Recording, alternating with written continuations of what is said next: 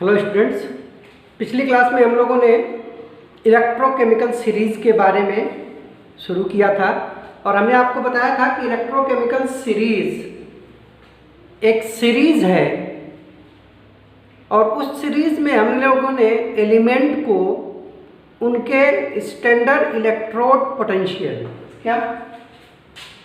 Standard electrode potential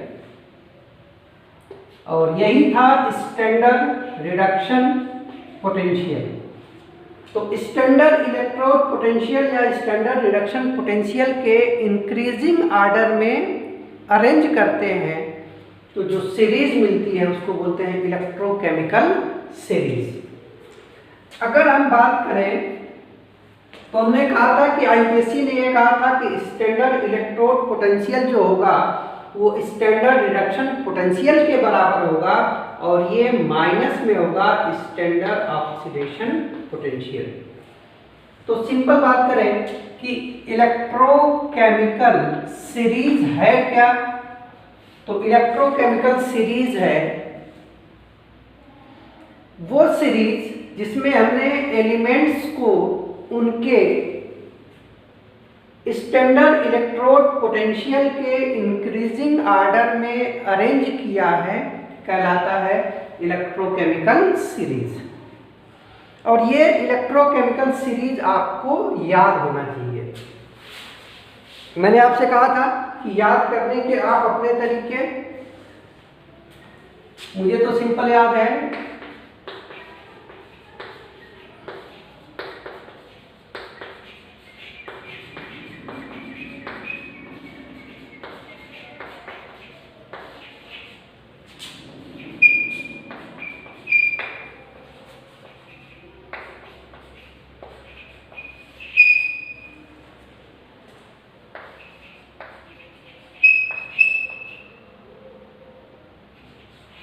और last में F2 बन जाएगा।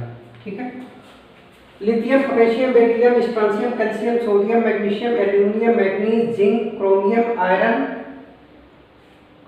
CD, cadmium, cobalt, nickel, tin, lead, hydrogen, copper, mercury, silver, फिर इसके बाद गोल्ड आ जाएगा और लास्ट में आएगा फ्लोरीन। ठीक है, तो एक तो ये इलेक्ट्रोकेमिकल सीरीज याद होनी चाहिए आपको। अब ये इलेक्ट्रोकेमिकल सीरीज में अगर आप टॉप से बॉटम में जाते हैं तो जो भी एलिमेंट हैं इनका स्टैंडर्ड इलेक्ट्रोड पोटेंशियल, और आपको पता ही है कि स्टैंडर्ड इलेक्ट्रोड पोटेंशियल होता है स्टैंडर्ड रिडक्शन पोटेंशियल, इसकी वैल्यू इंक्रीज होगी। यानी कि लिथियम का हम बात करें तो लिथियम का स्टैंडर्ड इलेक्ट्रोड पोटेंशियल ये मिनिमम होगा, या लिथियम का स्टैंडर्ड रिडक्शन पोटेंशियल ये मिनिमम होगा। अगर इसका रिवर्स कर दो तो आ जाएगा स्टैंडर्ड ऑक्सीडेशन पोटेंशियल और इसकी वैल्यू मैक्सिमम होगी। मतलब जितना आप ऊपर रहेंगे इलेक्ट्रोड पोटेंशियल या रिडक्शन पोटेंशियल उतना कम होगा, और जैसे जैसे आप इस सीरीज में नीचे आते जाएंगे स्टैंडर्ड इलेक्ट्रोड पोटेंशियल या स्टैंडर्ड रिडक्शन पोटेंशियल की वैल्यू बढ़ती जाएगी। अगर स्टैंडर्ड ऑक्सीडेशन पोटेंशियल की बात करो तो टॉप पे जो एलिमेंट हैं उनका स्टैंडर्ड ऑक्सीडेशन पोटेंशियल ज़्यादा होगा, और जैसे जैसे आप नीचे आओगे स्टैंडर्ड ऑक्सीडेशन पोटेंशियल कम होता जाएगा। ठीक है, मतलब अगर आप ऊपर से नीचे की तरफ मूव कर रहे हो तो स्टैंडर्ड इलेक्ट्रोड पोटेंशियल या स्टैंडर्ड रिडक्शन पोटेंशियल ये क्या होगा, ये इंक्रीज करेगा, और स्टैंडर्ड ऑक्सीडेशन पोटेंशियल ये डिक्रीज करेगा। तो एक क्वेश्चन तो यही बन जाएगा आपके पास कि इन एलिमेंट्स में से आपसे पूछा जाएगा स्टैंडर्ड इलेक्ट्रोड पोटेंशियल या स्टैंडर्ड रिडक्शन पोटेंशियल किसका ज़्यादा किसका कम, या स्टैंडर्ड ऑक्सीडेशन पोटेंशियल किसका ज़्यादा किसका कम। ठीक है, अब आपको ये सीरीज एक तो याद रखना पड़ेगा, वो अपना तरीका, आप जो भी तरीके से याद करें, ठीक है। इसमें आपको ये ध्यान रखना है कि किस मेटल के ऊपर चार्ज कितना होगा। तो उसके लिए लिथियम, सोडियम, पोटेशियम और सिल्वर के ऊपर +1 चार्ज होगा। तो लिथियम के ऊपर +1 चार्ज, पोटेशियम के ऊपर +1 चार्ज, सोडियम के ऊपर +1 चार्ज और सिल्वर Ag Au, यहाँ पे Au लिख देंगे तो इसके ऊपर भी +1 का चार्ज होगा। इसको याद करेंगे,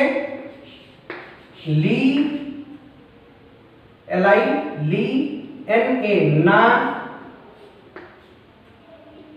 K, की, लीना की और Ag सिल्वर चांदी। तो लीना की चांदी, लीना की चांदी पे +1 चार्ज होगा। ए एल्यूमिनियम, क्रोमियम और गोल्ड। तो इसको याद करेंगे, अल्लाह, सिया, करे, सोना। सोना है लेकिन आप पंजाबी भाषा में बोलेंगे सोना, ठीक है। और जो बाकी बचे हुए हैं उनके ऊपर +2 चार्ज होगा। तो ये आप ध्यान रखेंगे कि लिथियम, सोडियम, पोटेशियम और सिल्वर के ऊपर +1 चार्ज होता है, एल्यूमिनियम, क्रोमियम और गोल्ड के ऊपर +3 चार्ज होता है और बाकी जो बच जाते हैं उनके ऊपर +2 का चार्ज होता है, ठीक है। अब इतना करने के बाद आपने सीरीज याद कर ली, उनके ऊपर चार्ज याद कर लिया। ये आपको समझ में आ गया कि ऊपर से नीचे आएंगे तो स्टैंडर्ड इलेक्ट्रोड पोटेंशियल या स्टैंडर्ड रिडक्शन पोटेंशियल, जो कि आईपीएससी के हिसाब से एक ही चीज़ है, बढ़ेगा और स्टैंडर्ड ऑक्सीडेशन पोटेंशियल की वैल्यू कम होगी, ठीक है। और ये वैल्यू फिक्स होती है, जैसे lithium, potassium, beryllium, strontium, calcium, सबके लिए ये स्टैंडर्ड इलेक्ट्रोड पोटेंशियल या स्टैंडर्ड ऑक्सीडेशन पोटेंशियल या स्टैंडर्ड रिडक्शन पोटेंशियल की वैल्यू फिक्स होती है।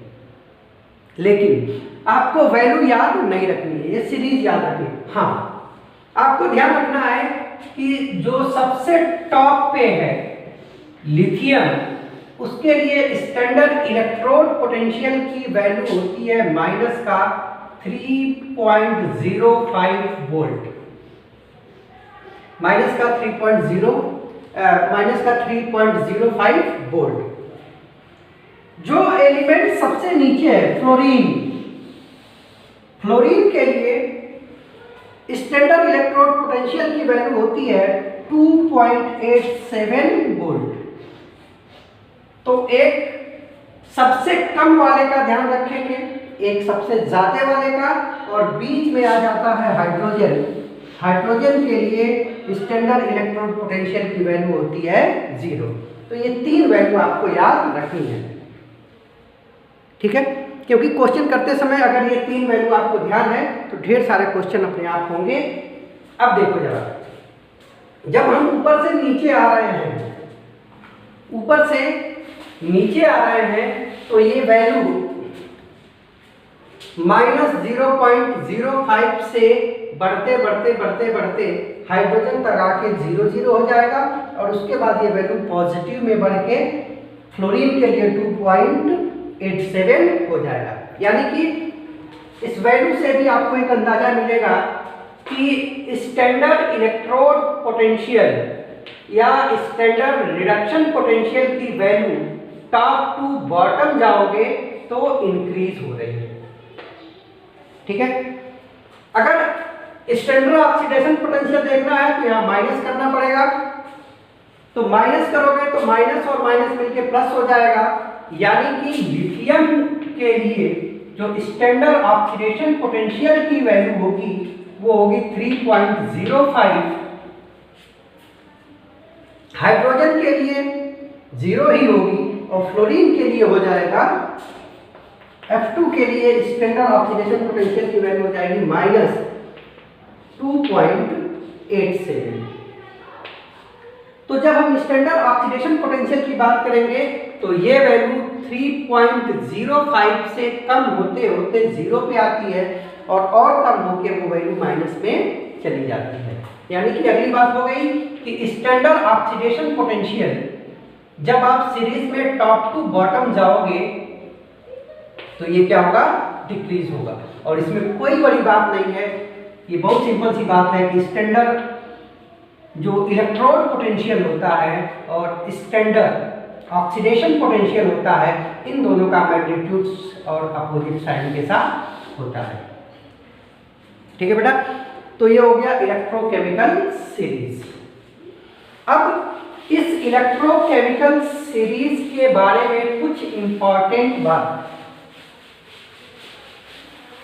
हमने कहा था कि किसी भी हाफ सेल की, जैसे अलग अलग हाफ सेल बनेंगे, अगर सेल की रिएक्शन ऑक्सीडेशन की होगी तो जो इलेक्ट्रोड पोटेंशियल होगा उसको बोलेंगे ऑक्सीडेशन पोटेंशियल, और अगर सेल की रिएक्शन आप रिडक्शन की करा रहे हैं तो जो पोटेंशियल होगा वो कहलाएगा रिडक्शन पोटेंशियल। ठीक है, तो आप सेल देख के, ऑक्सीडेशन का मतलब ये हुआ कि लॉस ऑफ इलेक्ट्रॉन होगा, लॉस ऑफ इलेक्ट्रॉन, और लॉस ऑफ इलेक्ट्रॉन का मतलब ये हुआ कि मेटल सॉलिड अपने एक्वस फॉर्म में जा रहा होगा। ठीक है, रिडक्शन का मतलब होता है gain of electron, gain of electron, और गेन ऑफ इलेक्ट्रॉन का मतलब है कि मेटल अपने एक्वस फॉर्म से जा रहा होगा सॉलिड फॉर्म में। ठीक है, तो ये रिएक्शन क्या रखी है, अगर मेटल एक्वस फॉर्म में जा रहा है, इलेक्ट्रॉन का लॉस हो रहा है, ऑक्सीडेशन होगा, पोटेंशियल होगा ऑक्सीडेशन पोटेंशियल। अगर एक्वस फॉर्म से आयन अपने सॉलिड स्टेट में जा रहा है, इलेक्ट्रॉन का गेन कर रहा है, रिडक्शन कहलाएगा, पोटेंशियल डेवलप होगा वो रिडक्शन पोटेंशियल। और चाहे ऑक्सीडेशन पोटेंशियल हो चाहे रिडक्शन पोटेंशियल हो, दोनों की वैल्यू तो सेम होगी बट साइन क्या होगा, अपोजिट होगा। तो आपको किसी भी मेटल और आयन का अगर स्टैंडर्ड इलेक्ट्रोड पोटेंशियल पता है तो जितना इलेक्ट्रोड पोटेंशियल होगा वही रिडक्शन पोटेंशियल होगा, और उसी में आप माइनस साइन लगा दोगे तो ऑक्सीडेशन पोटेंशियल आ जाएगा। ठीक है ना, जैसे हमने कहा था कि जिंक से जिंक +2 अगर आपको ध्यान हो तो ये ऑक्सीडेशन की रिएक्शन है, इसका स्टैंडर्ड ऑक्सीडेशन पोटेंशियल की वैल्यू 0.74 वोल्ट होती है। तो अगर हमको इसी मेटल और आयन के लिए स्टैंडर्ड रिडक्शन पोटेंशियल चाहिए तो ये हो जाएगा माइनस का 0.74, या स्टैंडर्ड इलेक्ट्रोड पोटेंशियल चाहिए तो standard electrode potential reduction potential होता है, तो ये भी हो जाएगा माइनस का 0.74। ठीक है, तो ये तो बहुत बेसिक बात हुई। इसके बाद हमने आपसे ये कहा था कि किसी भी हाफ सेल के लिए चाहे आप ऑक्सीडेशन पोटेंशियल या रिडक्शन पोटेंशियल या इलेक्ट्रोड पोटेंशियल जब निकालते हैं तो इसकी एब्सोल्यूट वैल्यू नहीं निकाल सकते, उसके लिए हमको एक रेफरेंस इलेक्ट्रोड यूज करना पड़ता है। और सीबीएसई ने सजेस्ट किया है, सीबीएसई बोल रहा हूँ मैं, सॉरी आईपीएससी IUPAC ने सजेस्ट किया है कि जो स्टैंडर्ड इलेक्ट्रोड लेंगे वो हाइड्रोजन इलेक्ट्रोड होगा, हाइड्रोजन इलेक्ट्रोड होगा। तो कहने का मतलब कि ये जो इलेक्ट्रोड पोटेंशियल की वैल्यू आ रही है माइनस का 3.05, 00 और 2.78, ये एब्सोल्यूट वैल्यू नहीं है, ये रेफरेंस इलेक्ट्रोड यानी हाइड्रोजन इलेक्ट्रोड के रिस्पेक्ट में कैलकुलेट किया गया है। तो एक बात आप भी याद ध्यान रखना कि जो भी स्टैंडर्ड इलेक्ट्रोड पोटेंशियल है वो स्टैंडर्ड इलेक्ट्रोड पोटेंशियल निकाला गया है with respect to hydrogen electrode. तो सेकेंड कि जो भी स्टैंडर्ड इलेक्ट्रोड पोटेंशियल है, standard electrode potential is with respect of hydrogen electrode. ये हाइड्रोजन इलेक्ट्रोड के रिस्पेक्ट में निकाला गया है और ये स्टैंडर्ड कंडीशन में है। ये जो भी वैल्यू है स्टैंडर्ड कंडीशन में है। स्टैंडर्ड कंडीशन का मतलब कि ये वैल्यू निकालते समय जो आयन का कंसंट्रेशन लिया गया है वो 1 m होगा, टेम्परेचर जो लिया गया होगा वो 25 डिग्री सेंटीग्रेड यानी कि 298 केल्विन लिया गया होगा। अगर गैसियस स्पीसीज है तो प्रेशर 1 एटमॉस्फेयर लिया गया होगा। ये हो गया स्टैंडर्ड कंडीशन। तो स्टैंडर्ड कंडीशन में अलग अलग हाफ सेल के लिए जो स्टैंडर्ड इलेक्ट्रोड पोटेंशियल होता है जो कि कैलकुलेट किया जाता है with respect to hydrogen electrode, इसकी वैल्यू फिक्स होती है। ठीक है, तो ये बेसिक बातें हो गई इलेक्ट्रोकेमिकल सीरीज के बारे में।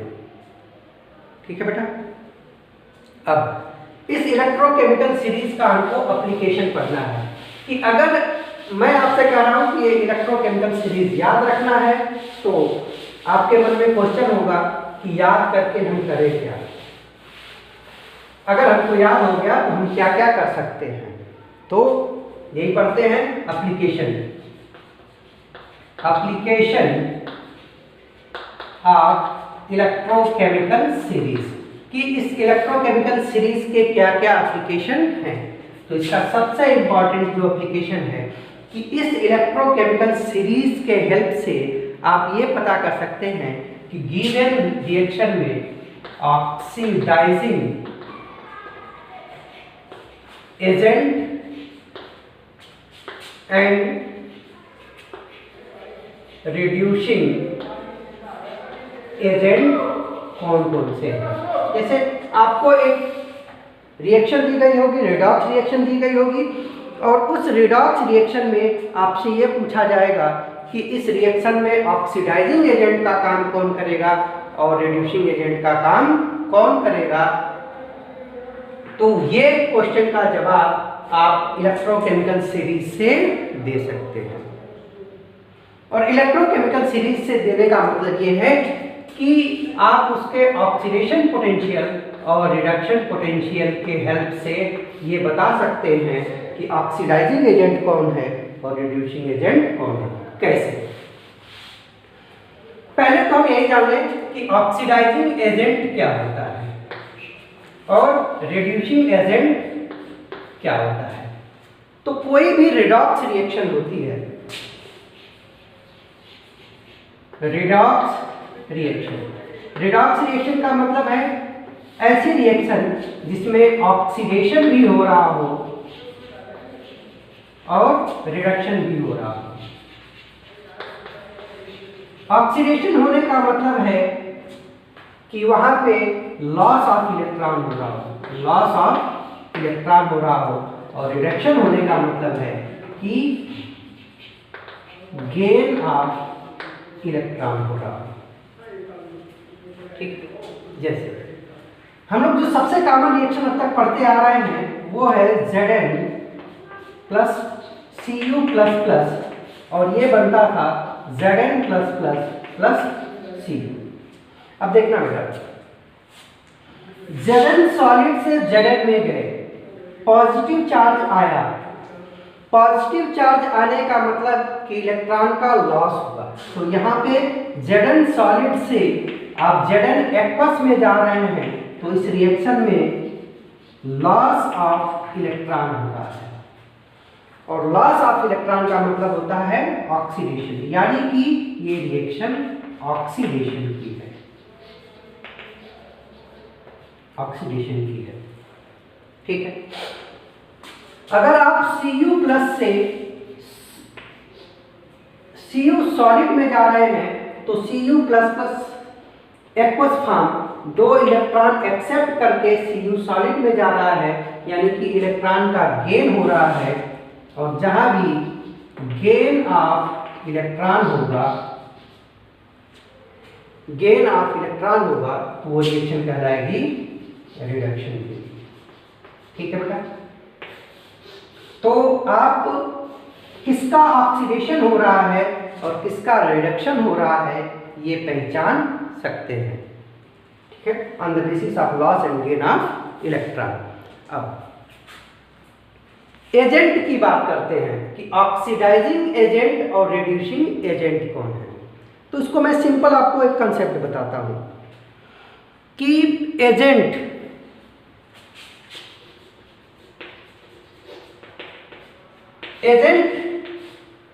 जिस चीज का एजेंट होता है वो काम वो दूसरों के साथ करता है। जैसे ऑक्सीडाइजिंग एजेंट है या रिड्यूसिंग एजेंट है, तो ऑक्सीडाइजिंग एजेंट है agent for oxidation. Oxidising agent मतलब एजेंट है ऑक्सीडेशन के लिए और ये काम दूसरों के साथ कराएगा, यानी कि ये ऑक्सीडाइज कराएगा अदर्स। सिंपल कॉन्सेप्ट ध्यान रखना, एलआईसी एजेंट दूसरों की एलआईसी करता है, एजेंट जिस चीज का है वो काम वो दूसरों के साथ करेगा। तो ऑक्सीडाइजिंग एजेंट दूसरों को ऑक्सीडाइज कराएगा, ऑक्सीडाइज अदर, और अगर दूसरों को ऑक्सीडाइज करेगा तो खुद क्या हो जाएगा, रिड्यूस हो जाएगा, gate reduced, gate reduced. Similarly reducing agent है तो ये दूसरों को रिड्यूस करेगा, रिड्यूसेस अदर्स, और दूसरों को रिड्यूस करेगा तो खुद क्या होगा, गेट ऑक्सीडाइज, खुद क्या हो जाएगा, ऑक्सीडाइज हो जाएगा, ठीक है। तो ऑक्सीडाइजिंग एजेंट वो है जो दूसरों को तो ऑक्सीडाइज करा रहा है लेकिन खुद रिड्यूस हो रहा है, यानी कि जिसका खुद का रिडक्शन होगा, पॉइंट पकड़ना, जिसका खुद का रिडक्शन होगा वो होगा ऑक्सीडाइजिंग एजेंट, और जिसका खुद का ऑक्सीडेशन होगा वो होगा रिड्यूसिंग एजेंट। अब देखना, जिंक से जिंक एक्वस में जा रहे हो तो ऑक्सीडेशन हो रहा है, इसका खुद का ऑक्सीडेशन हो रहा है तो ये हो जाएगा रिड्यूसिंग एजेंट, खुद का ऑक्सीडेशन एजेंट उसका उल्टा, इसका रिडक्शन तो एजेंट उसका उल्टा, ऑक्सीडाइजिंग एजेंट, ठीक है बेटा। अब ये तो कॉन्सेप्ट था ऑक्सीडाइजिंग एंड रिड्यूसिंग एजेंट का। आपको सिर्फ सिंपल सी बात याद रखनी है कि एजेंट वो काम दूसरों के साथ करेगा, यानी कि ऑक्सीडाइजिंग एजेंट दूसरों को ऑक्सीडाइज कराएगा और दूसरों को ऑक्सीडाइज कराएगा तो खुद रिड्यूस हो जाएगा। रिड्यूसिंग एजेंट दूसरों को रिड्यूस करेगा तो खुद ऑक्सीडाइज हो जाएगा। अब देखना, हम चाहते हैं कि ऑक्सीडाइजिंग एजेंट हो, अच्छा ऑक्सीडाइजिंग एजेंट हो, यानी कि इसका रिडक्शन खुद का क्या होना चाहिए, रिडक्शन होना चाहिए, और रिडक्शन होने के लिए रिडक्शन पोटेंशियल, पोटेंशियल का मतलब ये होता है बेटा पावर, रिडक्शन पोटेंशियल क्या होनी चाहिए, हाई होनी चाहिए, ठीक है। इसी तरह से रिड्यूसिंग एजेंट, रिड्यूसिंग एजेंट है, दूसरों को रिड्यूस करेगा, खुद क्या होगा, ऑक्सीडाइज होगा, और ऑक्सीडाइज होने के लिए ऑक्सीडेशन पोटेंशियल हाई होना चाहिए, ठीक है। बोलो, अच्छा ऑक्सीडाइजिंग एजेंट के लिए उसका रिडक्शन पोटेंशियल हाई होना चाहिए। देखो, ऑक्सीडाइजिंग एजेंट के लिए जरूरी है कि उसका स्टैंडर्ड रिडक्शन पोटेंशियल हाई होना। स्टैंडर्ड रिडक्शन पोटेंशियल जितना ज़्यादा होगा उतना अच्छा वो ऑक्सीडाइजिंग एजेंट होगा। और आपको पता है कि जो रिडक्शन पोटेंशियल होता है वो रेसिप्रोकल होता है स्टैंडर्ड ऑक्सीडेशन पोटेंशियल के लिए। तो इसी का आपको ध्यान रखना है कि अच्छे ऑक्सीडाइजिंग एजेंट के लिए रिडक्शन पोटेंशियल हाई होना चाहिए और ऑक्सीडेशन पोटेंशियल कम होना चाहिए। अब जिस तरीके से आप अपने दिमाग में इसको सेट कर सकते हो, कॉन्सेप्ट मैंने सिखा दिया, बट जो ट्रिक है वो आपको अपने से ही सेट करना है। चाहे आप कहो कि ऑक्सीडाइजिंग एजेंट का रिडक्शन पोटेंशियल हाई होना चाहिए या ऑक्सीडेशन पोटेंशियल कम होना चाहिए। सिमिलरली रिड्यूसिंग एजेंट के लिए ऑक्सीडेशन पोटेंशियल हाई होना चाहिए, स्टैंडर्ड ऑक्सीडेशन पोटेंशियल हाई होना चाहिए और जो रिडक्शन पोटेंशियल है, स्टैंडर्ड रिडक्शन पोटेंशियल, वो कम होना चाहिए। ठीक, मेरा मानना यह है कि ऑक्सीडाइजिंग एजेंट के लिए ऑक्सीडेशन पोटेंशियल, रिड्यूसिंग एजेंट के लिए रिडक्शन पोटेंशियल और एजेंट होने के लिए वही वाला पोटेंशियल कम होना चाहिए। जिसका ऑक्सीडेशन पोटेंशियल कम है वो अच्छा ऑक्सीडाइजिंग एजेंट होगा, जिसका रिडक्शन पोटेंशियल कम है वो अच्छा रिड्यूसिंग एजेंट होगा। ठीक है बेटा, तो अगर हम बात करें चलो इस इलेक्ट्रोकेमिकल सीरीज में, तो इलेक्ट्रोकेमिकल सीरीज अगर हम ऑक्सीडाइजिंग एजेंट देखने जाएं तो ऑक्सीडाइजिंग एजेंट के लिए रिडक्शन पोटेंशियल, देखो ऑक्सीडाइजिंग एजेंट के लिए स्टैंडर्ड ऑक्सीडेशन पोटेंशियल कम होना चाहिए, रिड्यूसिंग एजेंट के लिए स्टैंडर्ड रिडक्शन पोटेंशियल कम होना चाहिए।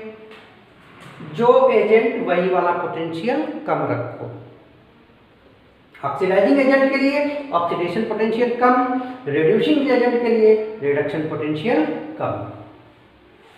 ठीक है, और ये हो जाएगा जो ऑक्सीडेशन पोटेंशियल होता है रेसिप्रोकल होता है, माइनस साइन के साथ होता है स्टैंडर्ड इलेक्ट्रोड पोटेंशियल से, और ये तो ऑलरेडी स्टैंडर्ड इलेक्ट्रोड पोटेंशियल ही है, 1 स्टैंडर्ड इलेक्ट्रोड पोटेंशियल। ठीक है बेटा, तो अब देखो सिंपल सा आपको ध्यान रखना है कि ऑक्सीडाइजिंग एजेंट जिसका ऑक्सीडेशन पोटेंशियल कम है, रिड्यूसिंग एजेंट जिसका रिडक्शन पोटेंशियल कम है। अब ऊपर से नीचे आओ तो ये सीरीज किस बेस पे बनी है? ऊपर से नीचे आते हैं तो स्टैंडर्ड इलेक्ट्रोड पोटेंशियल की वैल्यू बढ़ती है या रिडक्शन पोटेंशियल की वैल्यू बढ़ती है। तो जैसे जैसे आप ऊपर से नीचे आओगे तो स्टैंडर्ड इलेक्ट्रोड पोटेंशियल इंक्रीज होगा, और अगर स्टैंडर्ड इलेक्ट्रोड पोटेंशियल इंक्रीज होगा तो ऑक्सीडेशन का पावर भी इंक्रीज होगा।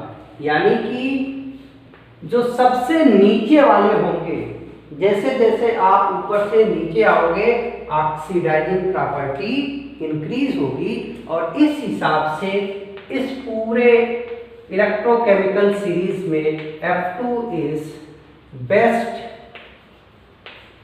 Oxidising agent. ध्यान रखना, F2 is best oxidising agent. Reducing agent की बात करो, ऊपर से नीचे आने पर रिडक्शन पोटेंशियल बढ़ता है, और रिडक्शन पोटेंशियल बढ़ेगा तो रिड्यूसिंग पावर कम होगा। यानी कि जो टॉप वाले हैं उनका रिड्यूसिंग पावर ज़्यादा होगा, और टॉप पे क्या है? लिथियम है, तो lithium is best reducing agent. और इस पे आपसे खूब ढेर सारे क्वेश्चन पूछे जाते हैं। कभी पूछा जाएगा कि बताओ इनमें से अच्छा ऑक्सीडाइजिंग एजेंट कौन है, अच्छा रिड्यूसिंग एजेंट कौन है, या ऑक्सीडाइजिंग एजेंट के इंक्रीजिंग पावर में अरेंज करो या रिड्यूसिंग एजेंट के रिड्यूसिंग पावर के इंक्रीजिंग ऑर्डर में अरेंज करो। तो आपको सिंपल ध्यान रखना है कि अच्छे ऑक्सीडाइजिंग एजेंट के लिए ऑक्सीडेशन पोटेंशियल कम होना चाहिए या इलेक्ट्रोड पोटेंशियल ज़्यादा होना चाहिए। अच्छे रिड्यूसिंग एजेंट के लिए रिडक्शन पोटेंशियल कम होना चाहिए या स्टैंडर्ड इलेक्ट्रोड पोटेंशियल कम होना चाहिए। ठीक है, और वैल्यू को कंपेयर करके आप ये बता सकते हैं कि इनमें से कौन अच्छा ऑक्सीडाइजिंग एजेंट होगा और कौन अच्छा रिड्यूसिंग एजेंट होगा। इस पे हमने आपको ढेर सारे क्वेश्चन प्रैक्टिस के लिए दिए हैं, उनमें से एक दो क्वेश्चन मैं आपको करा देता हूँ, बाकी आप खुद से प्रैक्टिस करना। जहाँ भी कोई डाउट आएगा आप हमसे पूछ लेना। जैसे हमको दिया गया है कि MnO4 माइनस और Cl2O7 माइनस और Cl2O7 माइनस में से पूछा गया है कि बेस्ट ऑक्सीडाइजिंग एजेंट कौन है। बेस्ट ऑक्सीडाइजिंग एजेंट कौन है? तो देखो बेटा, ऑक्सीडाइजिंग एजेंट पूछा है तो इसका मतलब जिसका स्टैंडर्ड ऑक्सीडेशन पोटेंशियल लो होगा वही बेस्ट होगा। तो हमको इस क्वेश्चन के लिए सिर्फ ये पता कर लेना है कि इसके लिए और इसके लिए इन दोनों में से किसका स्टैंडर्ड ऑक्सीडेशन पोटेंशियल कम है। जिसका स्टैंडर्ड ऑक्सीडेशन पोटेंशियल कम होगा वही अच्छा ऑक्सीडाइजिंग एजेंट होगा।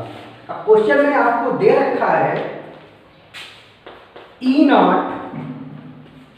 MnO4 माइनस और ये Mn+2 और इसके लिए वैल्यू दे रखी है 1.51 वोल्ट और दूसरा दे रखा है E0 Cr2O7 माइनस Cr+3 और ये है 1.4।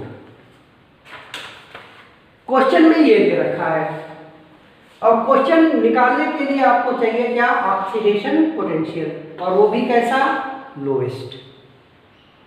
हम देखते हैं कि क्वेश्चन में दिया क्या है, ये ऑक्सीडेशन पोटेंशियल है कि रिडक्शन पोटेंशियल है। तो इसको हमको चेक करना पड़ेगा कि ये जो हाफ सेल की रिएक्शन दे रखी है ये ऑक्सीडेशन की है कि रिडक्शन की। देखो MnO4, अगर आप इसका ऑक्सीडेशन यहाँ पे रिएक्शन जो हो रही है वो हो रही है MnO4 माइनस और ये जा रहा है Mn+2 में।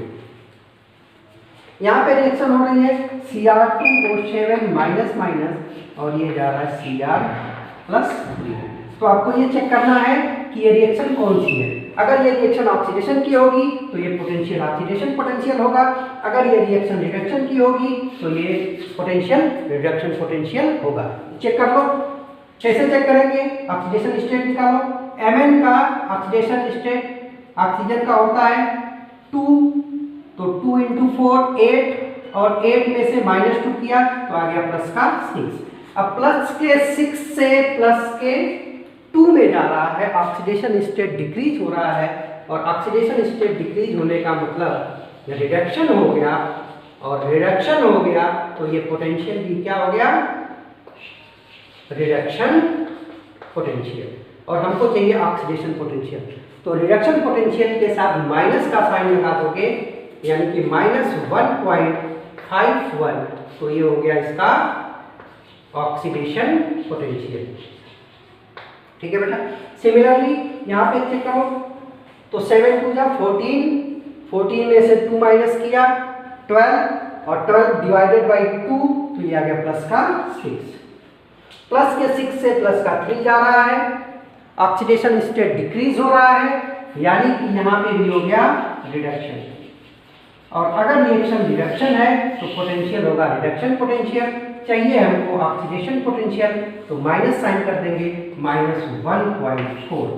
अब एक के लिए ऑक्सीडेशन पोटेंशियल आ गया माइनस का 1.51 और दूसरे के लिए आ गया माइनस का 1.4। बेस्ट ऑक्सीडाइजिंग एजेंट के लिए ऑक्सीडेशन पोटेंशियल कम होना चाहिए। तो कंपेयर करो, इसमें से ऑक्सीडेशन पोटेंशियल कम किसका है? किसका कम है बेटा? ऊपर वाले का कम है, यानी कि बेस्ट ऑक्सीडाइजिंग एजेंट हो जाएगा MnO4 माइनस माइनस। ठीक है। अब जैसे जैसे आप प्रैक्टिस करते जाओगे तो इतना करने की भी जरूरत नहीं होगी। आपने चेक कर लिया कि ये क्या दिया हुआ है, तो ये दिया हुआ है रिडक्शन पोटेंशियल, दिया है रिडक्शन पोटेंशियल, और आपको पूछा है ऑक्सीडाइजिंग एजेंट। तो आपके दिमाग में आएगा कि ऑक्सीडाइजिंग एजेंट के लिए ऑक्सीडेशन पोटेंशियल कम होना चाहिए, यानी कि रिडक्शन पोटेंशियल ज़्यादा होना चाहिए। तो आपने चेक किया, इसका रिडक्शन पोटेंशियल 1.51 है, इसका 1.4 है, ये ज़्यादा है, तो यानी कि ये हो जाएगा बेस्ट ऑक्सीडाइजिंग एजेंट। ठीक है। एक बार आपको बैठ के आराम से इत्मीनान से तसल्ली के साथ समझ लेना है कुछ भी नहीं। हाँ, कोशिश ये करना कि एक कॉन्सेप्ट लेके चलना। ठीक है बेटा। तो ये इसके अलावा भी मैंने आपको 5-7 क्वेश्चन दिए हैं, उन क्वेश्चन को आपको प्रैक्टिस करनी है। फिर उसके बाद सेकंड आ जाता है एप्लीकेशन इसका reactivity of metal, reactivity of metal, reactivity of metal. देखो बेटा, आपने पढ़ा होगा कि किसी भी मेटल की रिएक्टिविटी डायरेक्टली प्रोपोर्शनल होती है उसके इलेक्ट्रो पॉजिटिव नेचर के। कोई मेटल जितना ज़्यादा इलेक्ट्रो पॉजिटिव होगा उसकी रिएक्टिविटी भी उतनी ज़्यादा होगी। मेटल की रिएक्टिविटी उसके इलेक्ट्रोपॉजिटिव नेचर से देखी जाती है। और इलेक्ट्रोपॉजिटिव नेचर क्या है? इलेक्ट्रॉन के लॉस करने की टेंडेंसी। कोई मेटल जितना आसानी से अपना इलेक्ट्रॉन किसी और को दे देगा उतना ज़्यादा वो रिएक्टिव होगा। ठीक है। तो इलेक्ट्रोपॉजिटिव नेचर होता है tendency to lose electron. Metal की रिएक्टिविटी देखी जाती है उसके इलेक्ट्रोपॉजिटिव नेचर से। इलेक्ट्रोपॉजिटिव नेचर होता है टेंडेंसी टू लूज इलेक्ट्रॉन, और टेंडेंसी टू लूज इलेक्ट्रॉन यानी कि ऑक्सीडेशन। और ऑक्सीडेशन के लिए इसका स्टैंडर्ड ऑक्सीडेशन पोटेंशियल हाई होना चाहिए, और स्टैंडर्ड ऑक्सीडेशन पोटेंशियल हाई है तो स्टैंडर्ड रिडक्शन पोटेंशियल या स्टैंडर्ड इलेक्ट्रोड पोटेंशियल लो होना चाहिए। ठीक है बेटा। यानी कि अगर आपको मेटल की रिएक्टिविटी देखनी है on the basis of electrochemical series, तो आप देखेंगे कि स्टैंडर्ड इलेक्ट्रोड पोटेंशियल ज़्यादा या स्टैंडर्ड इलेक्ट्रोड पोटेंशियल या स्टैंडर्ड रिडक्शन पोटेंशियल कम से कम। अब आप सीरीज में ऊपर से नीचे जाते हैं तो स्टैंडर्ड इलेक्ट्रोड पोटेंशियल बढ़ता है, तो ऊपर से नीचे आएंगे तो स्टैंडर्ड इलेक्ट्रोड पोटेंशियल बढ़ेगा तो मेटल की रिएक्टिविटी कम होगी। मतलब एक जनरलाइजेशन आ गया कि इलेक्ट्रोकेमिकल सीरीज में अगर आप टॉप टू बॉटम जाते हैं तो मेटल की जो रिएक्टिविटी होगी वो डिक्रीज करेगी। और इसके हिसाब से अगर हम बात करें तो सबसे टॉप पे लिथियम है, और लिथियम टॉप पे है तो इसका स्टैंडर्ड इलेक्ट्रोड पोटेंशियल सबसे कम है, और सबसे कम होने की वजह से ये मोस्ट रिएक्टिव मेटल हो जाएगा।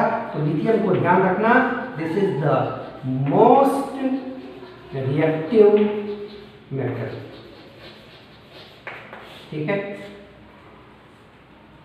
सीक्वेंस से एक एक चीज समझना है कि मेटल की रिएक्टिविटी उसके इलेक्ट्रोपॉजिटिव नेचर पर डिपेंड करती है। इलेक्ट्रोपॉजिटिव नेचर का मतलब tendency to loss electron, loss electron का मतलब ऑक्सीडेशन, तो जो पोटेंशियल आएगा वो ऑक्सीडेशन पोटेंशियल होगा। ऑक्सीडेशन पोटेंशियल रेसिप्रोकल होता है रिडक्शन पोटेंशियल के। यानी कि जनरलाइजेशन आ गया कि मेटल की रिएक्टिविटी डिपेंड करेगी 1 अपॉन स्टैंडर्ड रिडक्शन पोटेंशियल या स्टैंडर्ड इलेक्ट्रोड पोटेंशियल। तो ये तो कॉन्सेप्ट हो गया। अब चेक करेंगे तो ऊपर से नीचे आने पे रिडक्शन पोटेंशियल की वैल्यू क्या हो रही है? बढ़ रही है। और रिडक्शन पोटेंशियल की वैल्यू बढ़ेगी तो रिएक्टिविटी रेसिप्रोकल है इसके कम होती जाएगी, यानी कि आप टॉप टू बॉटम जाओगे तो मेटल की रिएक्टिविटी डिक्रीज करेगी और जो मोस्ट रिएक्टिव मेटल होगा वो लिथियम होगा।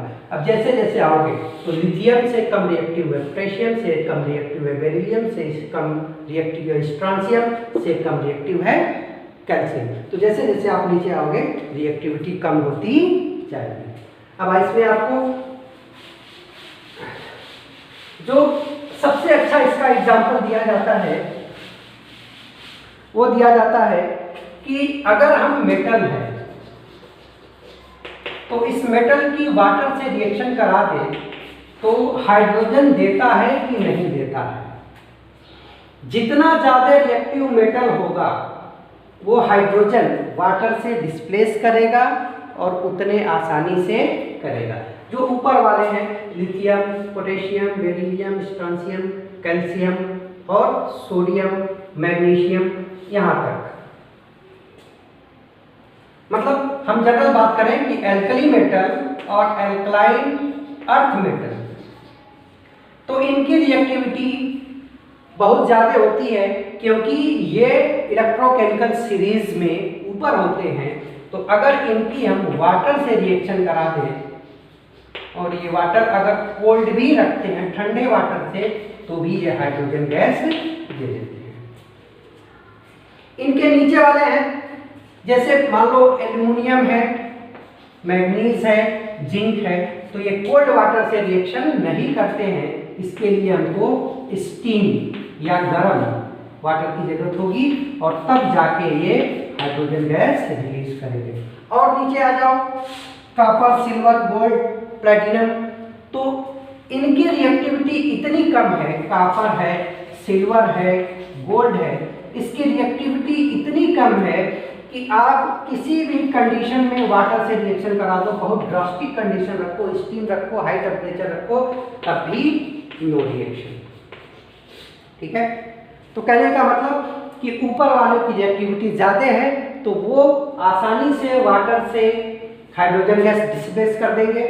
मिडिल वालों की रिएक्टिविटी कम है तो उसके लिए हमको स्टीम या हॉट वाटर की जरूरत पड़ेगी। और जो नीचे वाले मेटल्स हैं उनकी रिएक्टिविटी बहुत कम है तो वो किसी भी कंडीशन में वाटर से हाइड्रोजन गैस रिलीज नहीं करेंगे। दैट्स वाई कि हाइड्रोजन के नीचे वाले मेटल्स का नाम होता है नोबल मेटल। नोबल मेटल, जैसे आपने नोबल गैसेज पढ़ा होगा। नोबल गैसेज को नोबल गैस क्यों बोलते हैं? क्योंकि इनकी रिएक्टिविटी ऑलमोस्ट जीरो होती है। तो इसी तरह से ये मेटल्स हैं जिनकी रिएक्टिविटी बहुत कम होती है, इसलिए इनको हम लोग नोबल मेटल के नाम से भी जानते हैं। तो ये थी रिएक्टिविटी ऑफ मेटल्स।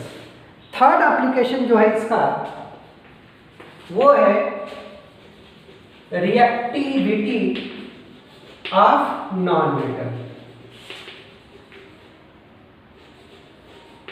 जैसे हम लोग मेटल की रिएक्टिविटी उसके इलेक्ट्रोपॉजिटिव नेचर से चेक करते थे, उसी तरह से नॉन मेटल की जो रिएक्टिविटी है ये उनके इलेक्ट्रो निगेटिव नेचर से चेक करेंगे। इलेक्ट्रोनिगेटिव, कोई नॉन मेटल जितना ज्यादा इलेक्ट्रोनिगेटिव होगा उसकी रिएक्टिविटी उतनी ज्यादा होगी। और इलेक्ट्रोनिगेटिव का मतलब है tendency to gain electron, tendency to gain electron. जिस नॉन मेटल के अंदर इलेक्ट्रॉन लेने की टेंडेंसी जितनी ज्यादा होगी उसका इलेक्ट्रोनिगेटिव नेचर उतना ज्यादा होगा। और टेंडेंसी टू गेन इलेक्ट्रॉन मतलब ये हो गया रिडक्शन, और रिडक्शन के लिए रिडक्शन पोटेंशियल हाई होना चाहिए, यानी कि स्टैंडर्ड रिडक्शन पोटेंशियल हाई होना चाहिए। ठीक है, तो जिस नॉन मेटल का स्टैंडर्ड रिडक्शन पोटेंशियल जितना ज्यादा होगा उसकी रिएक्टिविटी भी उतनी ज्यादा होगी। ऊपर से नीचे आने पे स्टैंडर्ड इलेक्ट्रोड पोटेंशियल की वैल्यू बढ़ती है, यानी कि नॉन मेटल की रिएक्टिविटी भी बढ़ेगी। और सबसे नीचे क्या है? फ्लोरीन है, सबसे नीचे फ्लोरीन है, जिसकी स्टैंडर्ड रिडक्शन पोटेंशियल की वैल्यू सबसे ज़्यादा है, यानी कि फ्लोरीन हो जाएगा मोस्ट रिएक्टिव नॉन मेटल। जैसे अपने पास है फ्लोरीन है, क्लोरीन है, ब्रोमीन है और आयोडीन है, तो इसमें सबसे ज़्यादा रिएक्टिव होगा फ्लोरीन, फिर होगा क्लोरीन, फिर होगा ब्रोमीन, फिर होगा आयोडीन। मतलब आयोडीन की रिएक्टिविटी लिस्ट होगी और फ्लोरीन की रिएक्टिविटी क्या होगी, वो मैक्सिमम होगी। ठीक है बेटा, चलिए उसके बाद जो हमारा फोर्थ एप्लीकेशन है वो है डिस्प्लेसमेंट रिएक्शन इन सॉल्यूशन।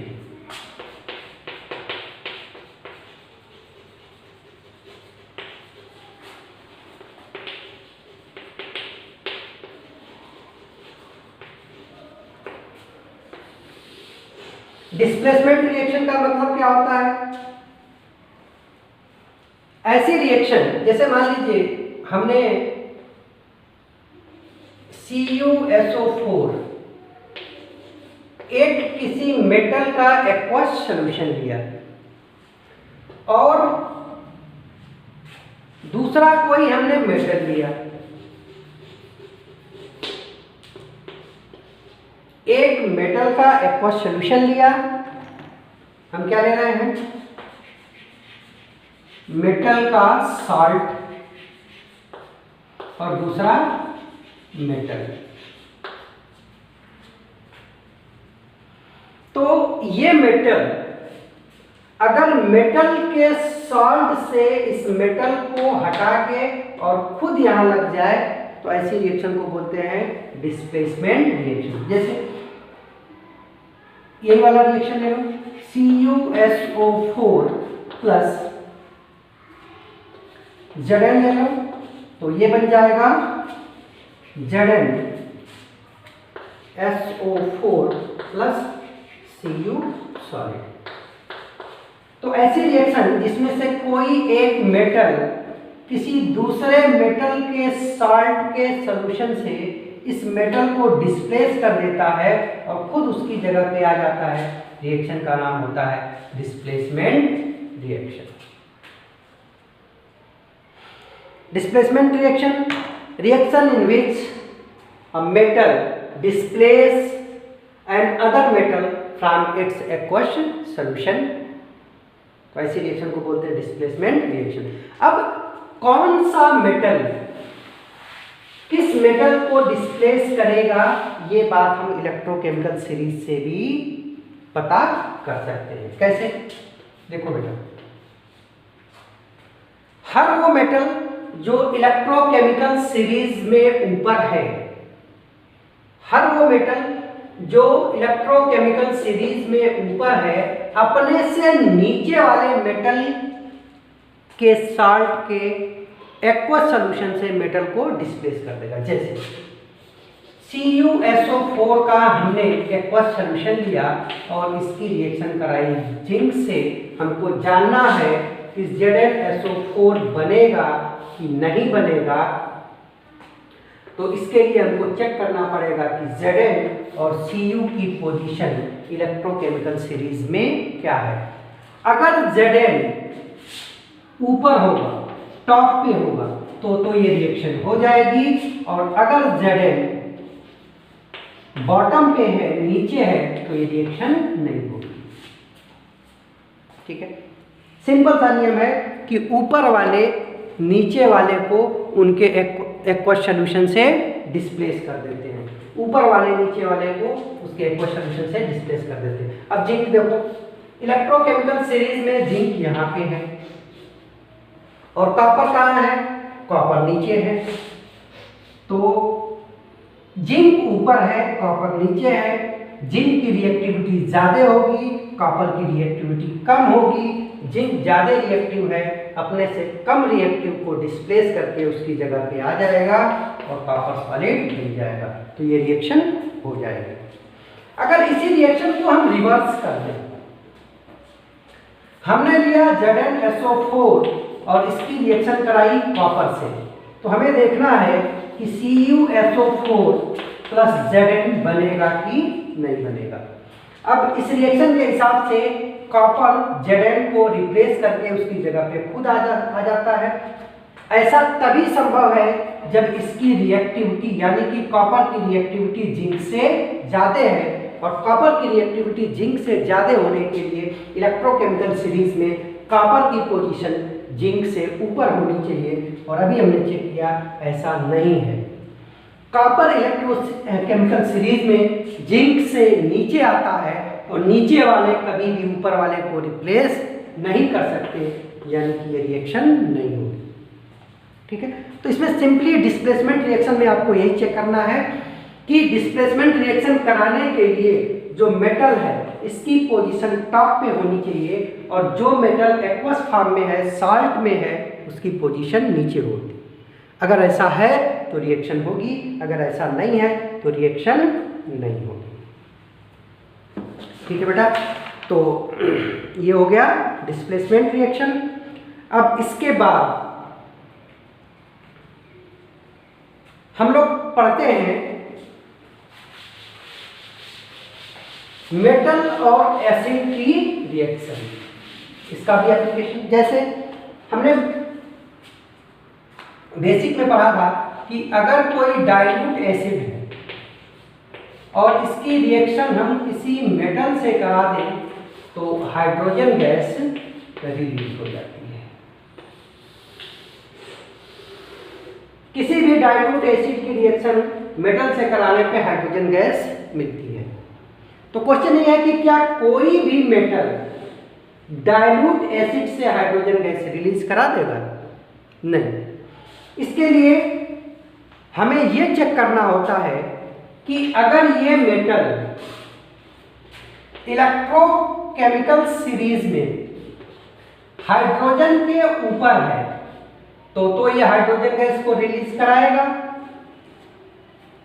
और अगर ऐसा नहीं है तो ये हाइड्रोजन को रिलीज नहीं कराएगा। जैसे मान लीजिए हमने HCl लिया और जिंक लिया, तो ये ZnCl2 प्लस H2 बनना चाहिए। हमने HCl लिया, दूसरा एलिमेंट हमने मान लो एल्यूमिनियम ले लिया, तो ये AlCl3 प्लस H2 ऐसी रिएक्शन होनी चाहिए। हमने HCl डाइल्यूट HCl लिया और कॉपर ले लिया, तो CuCl2 प्लस H2 गैस बननी चाहिए। अब इसमें से कौन सी रिएक्शन होगी, कौन सी रिएक्शन नहीं होगी, तो ये चेक करने के लिए हमको चेक करना है कि ये जो मेटल्स हैं इनकी पोजीशन हाइड्रोजन से कहाँ है। अगर ये मेटल हाइड्रोजन के ऊपर है तो ये रिएक्शन होगी, और अगर ऊपर नहीं है तो रिएक्शन नहीं होगी। चेक करते हैं जिंक बेटा ये है और हाइड्रोजन अपना ये है, तो जिंक हाइड्रोजन के ऊपर है यानी कि ये रिएक्शन हो जाएगी। एल्यूमिनियम भी हाइड्रोजन के ऊपर ही है, तो ये रिएक्शन भी हो जाएगी। कॉपर हाइड्रोजन के जस्ट नीचे है, तो नीचे वाले की रिएक्शन नहीं होगी। ठीक है, तो आपको सिंपल ये ध्यान रखना है कि हर वो मेटल जो इलेक्ट्रोकेमिकल सीरीज में हाइड्रोजन के ऊपर यहाँ तक वाले हैं, ये डाइल्यूट एसिड से हाइड्रोजन गैस रिलीज करा देंगे। लेकिन अगर वो मेटल हाइड्रोजन के नीचे है तो वो डाइल्यूट एसिड से हाइड्रोजन गैस रिलीज नहीं करा पाएगा। ठीक है बेटा, और लास्ट इसका एप्लीकेशन है वो पढ़ना है कंस्ट्रक्शन ऑफ इलेक्ट्रोकेमिकल सेल, कि इलेक्ट्रोकेमिकल सेल के कंस्ट्रक्शन के समय हमको क्या ध्यान रखना है। जैसे हमने आपको बताया है कि जब भी हम लोग इलेक्ट्रोकेमिकल सेल बनाते हैं तो इसमें एक एनोडिक हाफ सेल होता है, एक कैथोडिक हाफ सेल होता है। एनोडिक हाफ सेल में ऑक्सीडेशन की रिएक्शन होती है, कैथोडिक हाफ सेल में रिडक्शन की रिएक्शन होती है। एनोडिक हाफ सेल का जो पोटेंशियल होता है इसको बोलते हैं E0, ऑक्सीडेशन पोटेंशियल, और रिडक्शन हाफ शेल में जो रिएक्शन होती है उसको बोलते हैं ई नॉट रिडक्शन पोटेंशियल। ठीक है, और इसके लिए दो मेटल, जैसे मान लो आपको जिंक और कॉपर दे दिया और क्वेश्चन में आपसे ये नहीं बताएगा कि जिंक और कॉपर में से किसका हमको एनोड बनाना है, किसका कैथोड बनाना है, किसका एनोड बनाना है, किसका कैथोड बनाना है, और आपसे सेल रिएक्शन पूछेगा, सेल पोटेंशियल पूछेगा, तो पहले तो जिंक और कॉपर में से हमको ये डिसाइड करना पड़ेगा ना कि एनोड कौन होगा और कैथोड कौन होगा। तो ये चीज भी जब आपको ऑलरेडी मेंशन नहीं है कि गिवन मेटल में से कौन एनोड है और कौन कैथोड है, तो आपको ये खुद से ही डिसाइड करना पड़ेगा, और वो डिसाइड करते समय आपको हेल्प करेगा इलेक्ट्रोकेमिकल सीरीज। कैसे, ये पैटर्न फॉलो करेंगे। एनोड के लिए या एनोडिक हाफ शेल के जो सेल रिएक्शन होते हैं ऑक्सीडेशन होता है, और ऑक्सीडेशन होने के लिए ऑक्सीडेशन पोटेंशियल हाई होना चाहिए। कैथोड पे रिडक्शन होता है और रिडक्शन होने के लिए रिडक्शन पोटेंशियल हाई होना चाहिए। अब ऑक्सीडेशन पोटेंशियल हाई किसका होता है, टॉप वालों का, और रिडक्शन पोटेंशियल किसका हाई होता है, बॉटम वालों का। यानी कि अगर हमको इलेक्ट्रोकेमिकल सेल बनाना है तो एनोड उसको बनाएंगे जिसका ऑक्सीडेशन पोटेंशियल हाई हो, और ऑक्सीडेशन पोटेंशियल हाई होने के लिए जरूरी है कि वो कहाँ पे हो, टॉप पे रखा गया। कैथोड के लिए रिडक्शन पोटेंशियल हाई होना चाहिए, और रिडक्शन पोटेंशियल किसका हाई होता है, जो बॉटम पे होता है। ठीक है, तो जैसे मान लो ये जिंक है और कॉपर है, तो जिंक टॉप पे होता है, तो जिंक का हमेशा बनाएंगे एनोड और कॉपर का बनाएंगे हमेशा कैथोड। तो जो भी दो मेटल दिया गया होगा उनमें से जो टॉप पे होगा, ऊपर होगा, उसका एनोड बना देना, और जो नीचे होगा उसका कैथोड बना देना। तो ये पूरा एप्लीकेशन हो गया इलेक्ट्रोकेमिकल सेल का।